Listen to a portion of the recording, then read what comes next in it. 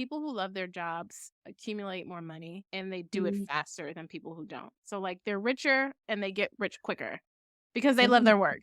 And so if you think about what not liking your job is costing you literally in terms of your body and your life, it's impacting your generational health and your wealth. Hello, and welcome to the Shift Your Day Job podcast. I'm Brittany Cates, your host on this incredible journey of career transformation. Get ready for inspiring stories, valuable insights, and a roadmap to shift your mindset towards a more fulfilling professional life. In each episode, we explore the remarkable journeys of individuals who made a career change, offering motivation, strategies, and the confidence to pursue your dreams. Whether you're feeling stuck, contemplating a change, or just seeking a dose of inspiration, this podcast is your weekly companion. Tune in every Thursday as we uncover the secrets to shifting your day job. Welcome back to the Shift Your Day Job podcast. Before I introduce today's guest, I've got something special to share with you. If you're feeling stuck and overwhelmed in the job search, I know how frustrating it can be to endlessly scroll through job boards only to feel like you're getting nowhere. That's why I created a free mini course to help you shift from confusion to clarity and avoid the one big mistake that may be holding you back. In this training, I'll guide you step by step through the exact strategy you need to make your career transition with confidence. No more second guessing your qualifications or feeling stuck in a cycle of random job searching. You'll learn how to focus on your strengths, align your passions with your next opportunity, and create a job search plan that actually works. By the end of this course, you'll have a clear, actionable roadmap to start landing the career you've always dreamed of without the overwhelm. If you're ready to take action and step into your future, DM me on Instagram at Shift Your Day Job with the word mini course, and I will send you the link to get you started on your journey towards a more fulfilling, aligned career. In today's episode, I have the pleasure of speaking with Shaté Hayes, who has an incredibly inspiring career story, from professional dancer and choreographer to career coach. Shaté shares the story of her early passion for dance, her bold move to Los Angeles to pursue her dream, and the pivotal moment when she decided to shift her career path and step into coaching. Throughout our conversation, Shaté opens up about the challenges she faced during her career pivot, the struggles of job dissatisfaction, and how it affects not just your work, but your overall health and wealth. We talk about the importance of loving what you do and the role storytelling plays in navigating career transitions.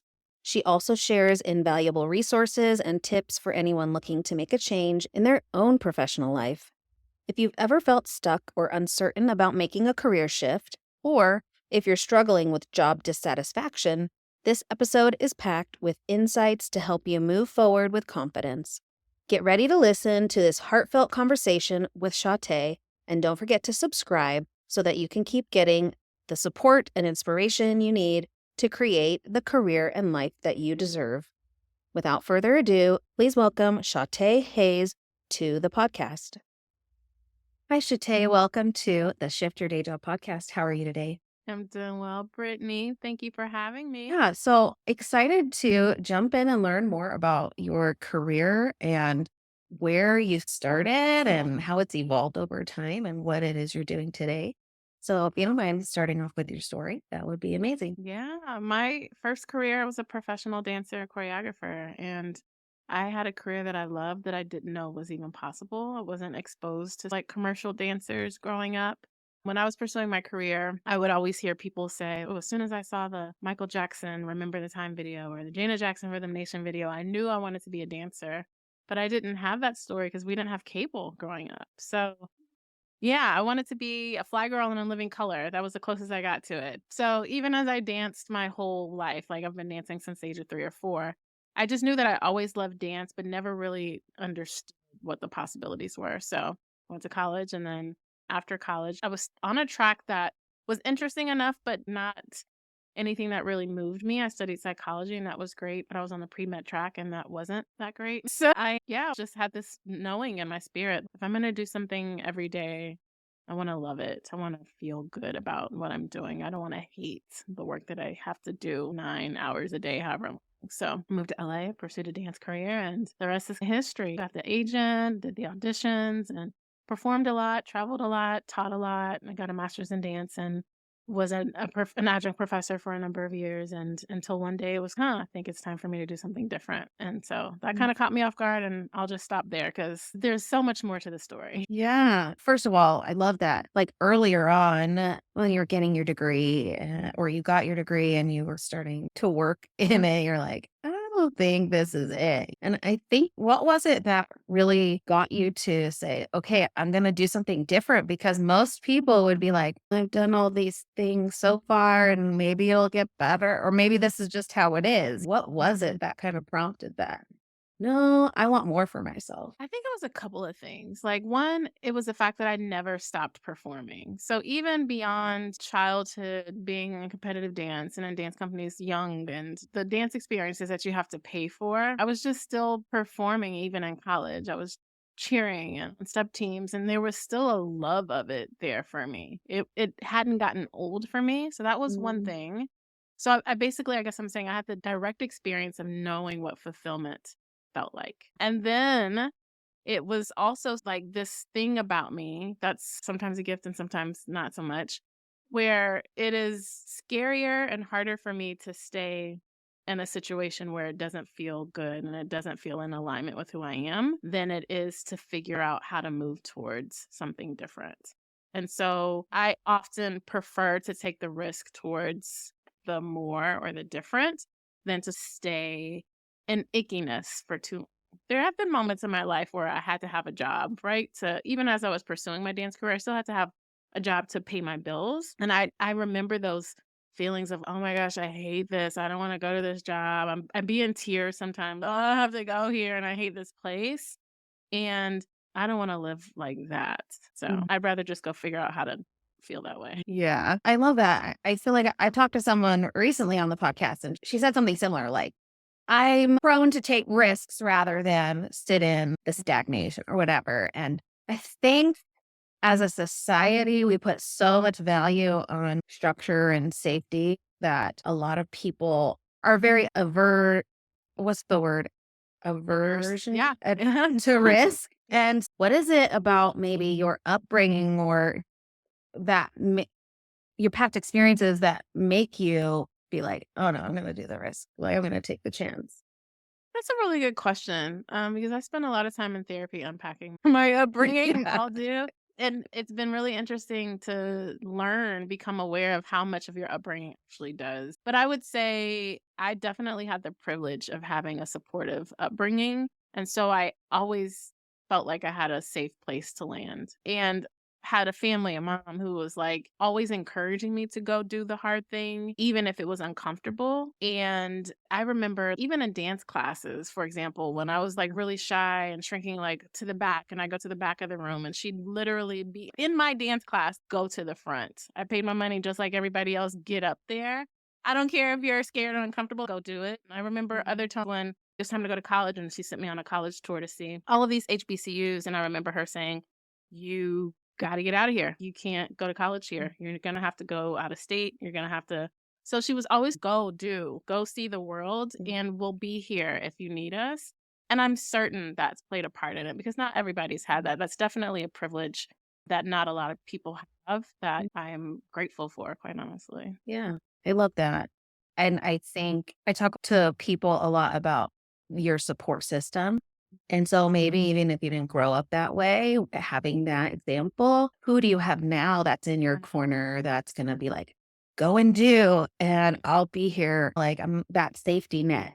Yeah. So yeah, it's super important to find that support and encouragement from someone that you love and trust and feel safe. That would be the safe place, right? While you Exactly. go and try something new. So Yeah, exactly. Exactly. you talk about how there was a moment after you've been doing what you love for so long that you knew it was time for a change. Can you talk about that? Like, what were the signs and how did you decide, yeah, okay, let's move on to the next when previously you were like, this is what I want to do. This is giving me meaning and purpose. Yeah, it totally caught me off guard, if I'm being honest. Like, there were signs along the way, there were little nuggets, but the nuggets themselves caught me off guard, is what I'm saying. Mhm. So, for example, at this moment in my career, I had gotten a master's degree and I was an adjunct professor. I'm teaching all over the Dallas area. And I loved this work specifically because I got to connect with so many different folks in the city and in the community. But I really loved that I got to choreograph at the end of the semester with almost all of my Mhm. classes. So I was still doing a ton of choreography. I was still choreographing local theater in the area. And I was just doing lots of fun things. But this particular semester, and it ended up being my last semester, it was time to get started. And we're planning out like, okay, these are the courses that I'm teaching. What are the outcomes? So I always backwards math. Like, if the concert is going to be this thing and I'm choreograph this, then this is what all of my lessons in choreography leading up to it will be. And I remember feeling like not excited about it that semester. Oh, I got to do this again.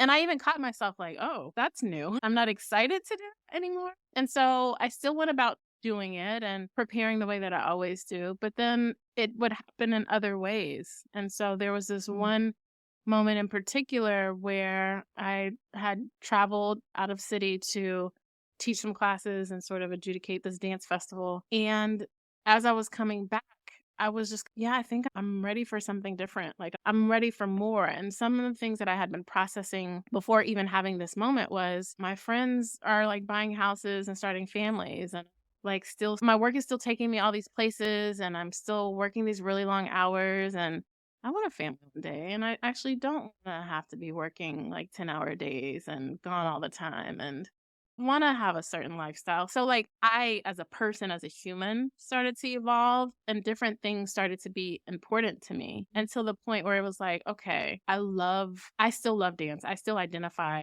as a dance. People still are like, are you gonna dance anymore? That's how much dance was like embedded into who I am. And so I will always love that. But having it as a career just didn't work in that way, didn't work for me anymore. And so it was just, okay, I'm ready for more. And I don't know what the more is, but I'm going to go figure it out. And that's how it happened. Like a couple weeks later, I told the department chair, hey, I don't think I'm coming back next semester. I actually don't know what I'm going to do, which I wouldn't recommend doing. But I'm going to go figure it out. And I like dance off to go follow my heart to the next thing.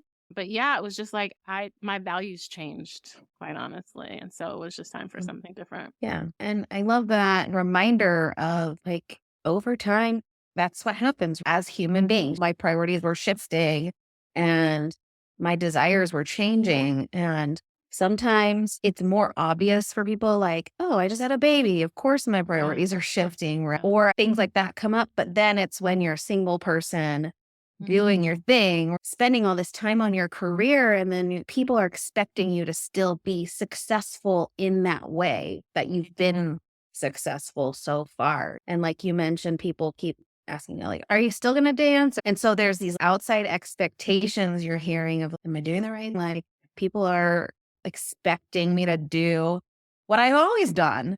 And Yeah. yet I'm allowed as a human being to change and evolve and shift. And yeah, think we need to give ourselves more permission for that. That's the hugest part right there. It's just like giving yourself the permission to evolve. And I think we're going to get here in the conversation, but I'd love to share all of the mind trash that came up after I gave myself the permission. So I think a lot of people think that it's the leap of faith. That's the part like, ooh, it took the leap of faith and everything's going to just like work out afterwards. And it does. And I just want to be responsible and say, once you take a leap of faith in any direction, there's a whole set of hurdles, like mentally and your belief system, your mindset that will likely come up that I think it's important just to be aware of as you set out on that journey. Yeah, absolutely. Yeah, we can go ahead and jump into that. I want to elaborate a little bit more because exactly like this podcast is about encouraging people to open up their minds to more opportunity, and while knowing that there are some practical and some like standard things that are come up along the way, and how do we navigate that? So yeah, I'd Yeah. love to hear your experience. Yes. I don't think it's this dramatic for everyone, but after I said, okay, I'm going to do the thing, I'm going to change careers and I'm going to go figure it out, I had a full on identity crisis. It was like, oh, snap. Who am I if I'm not performing? Who am I if I'm not Yeah. a dancer? What the heck would I do out in the world? And fortunately for me, the body of work that I was to do next was already taking shape and I just didn't recognize it, acknowledge it. And in grad school, I had an opportunity. I was asked really at the last minute a career resources class. So for undergrads, help them figure out what it means to have a sustainable dance career. And I was just like, oh my gosh, I love that. I would love to do more of that. And so that sort of work started to take off. And I had this blog and resources called The Working Dancer, where I was doing just that, just sharing everything that I learned about building a sustainable dance career. Because when I started my career, there was like nothing. There was information maybe about how to audition, but not what do you do with your taxes and what does it mean to market yourself and how do you present yourself as a professional and what do you do if your parents are on board and like how do you say no to all of these things that I had to learn in the moment. And I was still doing all of that and it was still very lovely. And to this day, I still love talking to people about what lights them up and what's their career. But in the moment, I couldn't see any of that. All I saw was like, I'm not dancing. And as I was looking for work, I legitimately did not even want to leave the house, meaning like I was only looking for remote roles because I was like, how do I leave the house and I'm not a dancer? Like, how do I go do something else? Am I going to go put on like a suit and work somewhere? No, I don't want to do that. That's not who I am. And I had a full on fit. Like, I have to stay in the house. I was hiding. But I will say that even throughout that, once I moved past that identity crisis phase and I started to become more aware of, okay, now what is important to me in this moment? What did I enjoy about the work that I was just doing most immediately? What would I like to carry forward with me? Once I got out of my feelings enough to see clearly in that way, I think the path started to become a lot clearer for me. And so I just moved into career coaching full time. But in the EdTech space specifically, always go after the thing, but just be mindful of whatever comes up mentally for you, it's normal and it shouldn't be the thing to stop you. And even you mentioned before saying something like, did I make the right decision? Or all of these external sort of cues coming along too. I experienced all of those things. Gosh, should I have left? Was this wise? I definitely would recommend having a plan before leaving because I didn't. Then also, even as I'm telling people that I'm moving on to something else, they're being like, so you're not dancing anymore? You're not like even that. Yeah. And that kind of hurts a little bit too. Cause no, I'm trying to tell you I'm someone new. I've evolved. And they're like, is it a dance thing? All of that is really tough and just be prepared for it. I would just say. Yeah. Thank you for sharing, 'cause I think it's so relatable. Like you said, it's completely normal. You're gonna go through it, especially if you've been doing something for a long time and you do identify with it. Like I was a teacher, an elementary school teacher, and there were so many other teachers that I come across that they're like, I don't know what else I would do. This has just been such a part of my life and who I am and what people expect of me. And I experienced some of that too, but I always pushed back that idea because I knew it wasn't who I wanted to always be. That's, yeah, yeah, yeah. But yeah, so definitely I see the parallels there and that identity piece. There will be a time of grieving, Mm. letting that go and the grief that comes up from it. And when you mention feeling like people are judging you and making a comment like, "Oh, you're going to still do this." Really? And it's again the identity piece, allowing yourself to evolve and become Yeah. something new. And when people just want you to stay as status quo because that's what they're comfortable with and that's how they understand the world or their world around them. And it's not that they're trying to hold you back per se. It's just they don't understand where you are. That's okay. You're allowed to let them have their opinion and continue to move forward with what it is you That's so know for good. yourself. That grief moment you just said is like spot on. Just, I don't think people anticipate the grief of goodbyes in any capacity, not even just grief of the ending or the loss of that career. It's like the grief of that version of myself, right? That I'm now becoming a different version of myself. And the other thing, we were just talking about external factors, but there was a lot of internal sort of dialogue too, not did I make the right decision? But I was like, is there something wrong with me? Mm, Because everyone that I know, my parents and people around me, like they choose a career and they like do it forever. Like you become a lawyer. Most of the folks I know, like they're still lawyers. They become a doctor, they're still doctors. My parents worked in the same industries and are still doing their same work like all these decades later.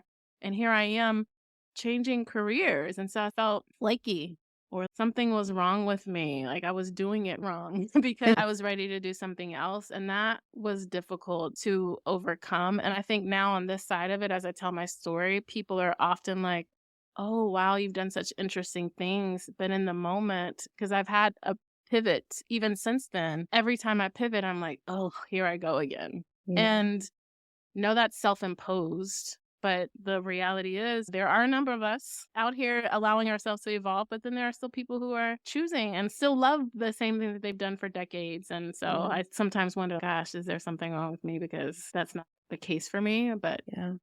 constant work I there. I appreciate you bringing that up because, like I said earlier, it's this like societal expectations, this environment that we've grown up in with these unspoken expectations. Like you see other people doing their job forever and you're like, Yeah. hmm.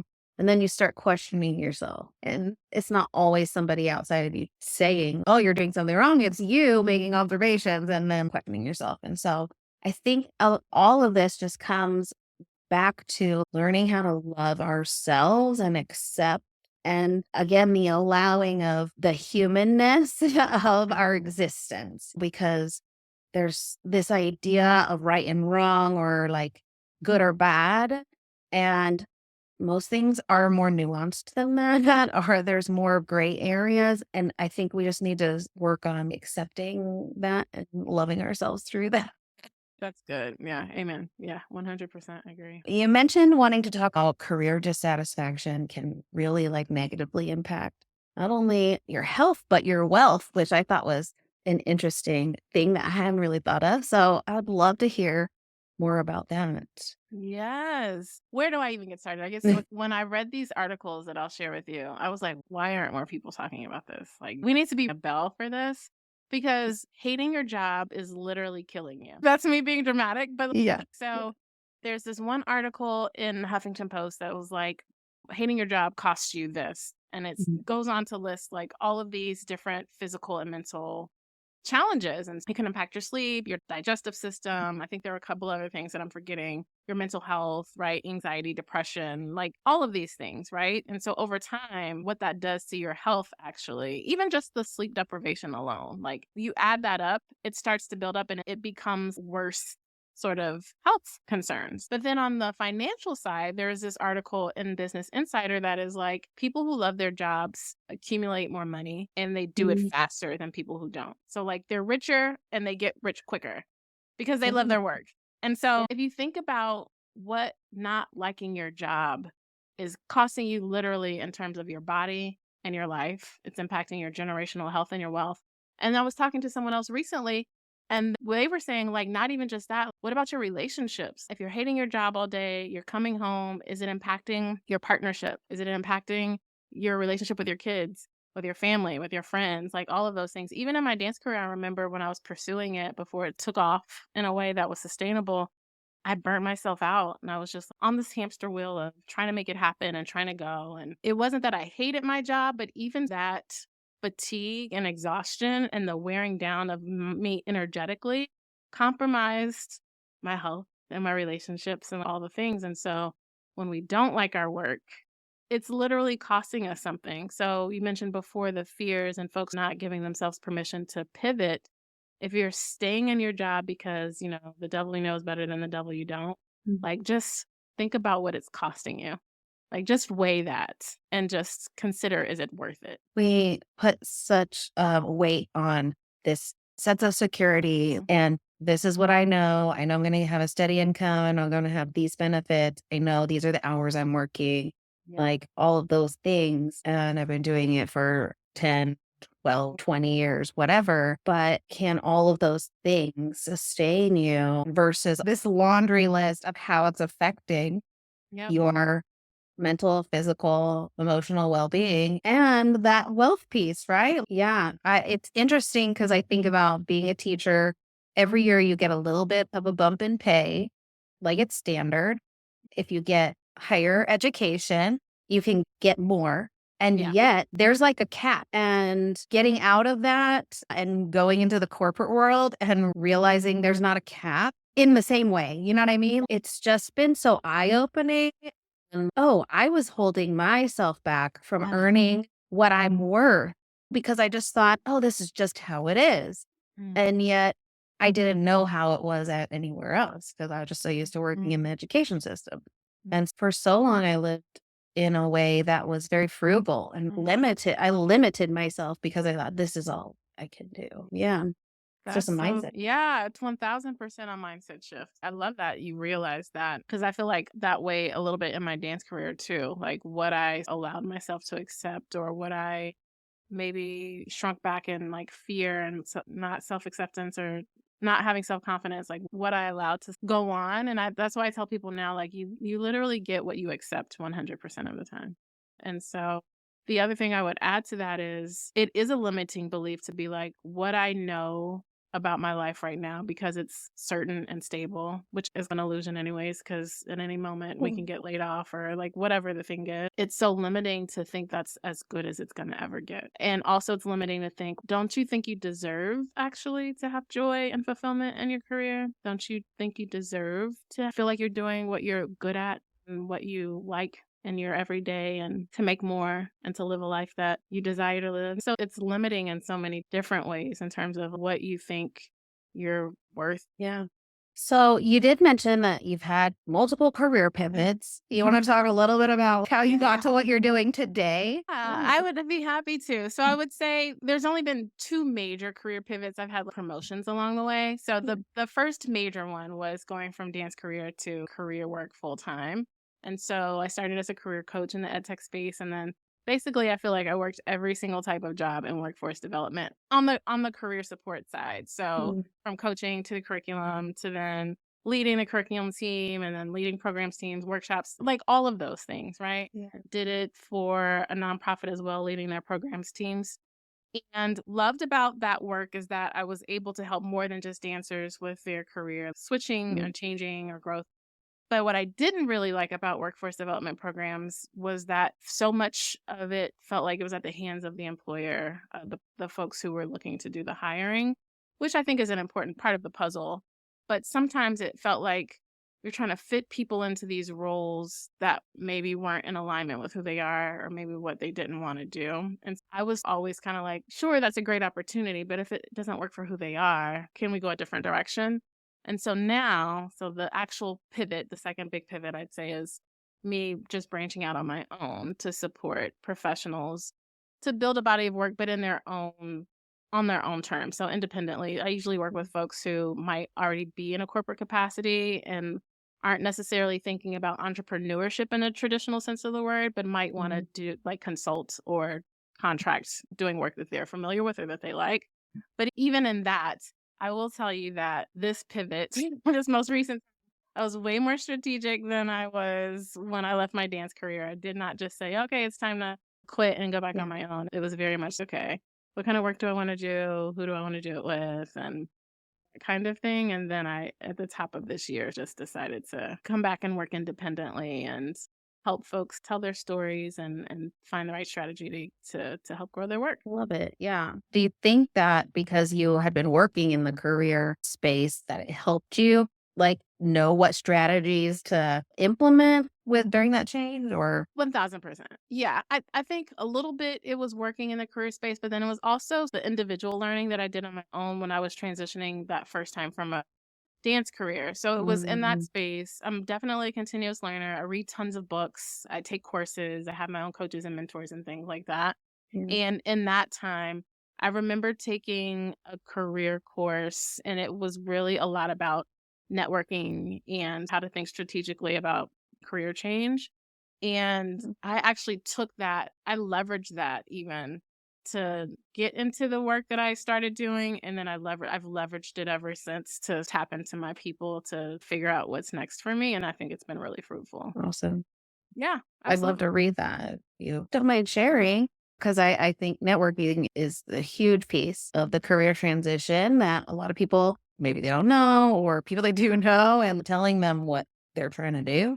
And so I think it's always super helpful to have extra support and resources on how to navigate networking because it sounds scary. It does, but I think I've learned now I've just reframed it. It's really just talking to people, which I enjoy. So Yeah. now I just try to approach it like, okay, I'm just gonna catch up with someone, see what they're up to, tell them what I'm up to, and Yeah. see is there a way that we can support each other.